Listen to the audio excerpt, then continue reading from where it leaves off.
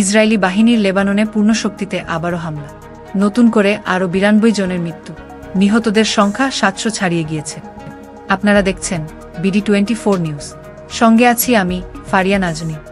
পূর্ণ শক্তিতে ইসরায়েলি বাহিনীর হামলা চলছে লেবাননে। ইহুদিবাদীদের হামলায় দেশটিতে নিহতদের সংখ্যা 700 ছাড়িয়েছে। রাজধানী বৈরুতে হামলার পর বৃহস্পতিবার রাতভর অভিযান চলে লেবাননের বিভিন্ন স্থানে। এর মধ্যে সবথেকে বেশি হামলা হয়েছে নাবতিয়েহ শহরে। লেবানন কর্তৃপক্ষ বলছে নতুন করে প্রাণ গিয়েছে অন্তত 90 জনের, আহত হয়েছে কয়েক হাজার মানুষ। ইসরায়েলি সামরিক বাহিনীর দাবি, হেজবুল্লাহর অবস্থান লক্ষ্য করে এই সকল হামলা চালানো হয়েছে। তবে হতাহতের বেশিরভাগই বেসামরিক নাগরিক, যাদের যুদ্ধের সাথে কোনো সম্পর্ক নেই। জাতিসংঘ বলছে গত 4 দিনে বাস্তুচ্যুত হয়েছেন 1 লাখের বেশি মানুষ।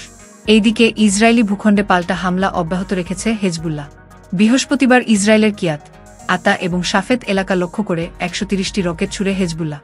লেবাননে হামলায় নিহত হয়েছেন হেজবুল্লাহর উন্নতবর্ষী কমান্ডার মোহাম্মদ সুরুর। রাজধানীর বৈরুতে বৃহস্পতিবার হেজবুল্লাহর অবস্থান লক্ষ্য করে বিমান হামলা চালায় ইসরায়েল। এতে নিহত হন মোহাম্মদ সুরুর। তিনি হেজবুল্লাহর বিমান বিধ্বংসী বিভাগের প্রধান ছিলেন। তিনি হেজবুল্লাহ নিয়ন্ত্রিত এলাকার আকাশ প্রতিরক্ষার ও তদারকির কাজে নিয়োজিত ছিলেন।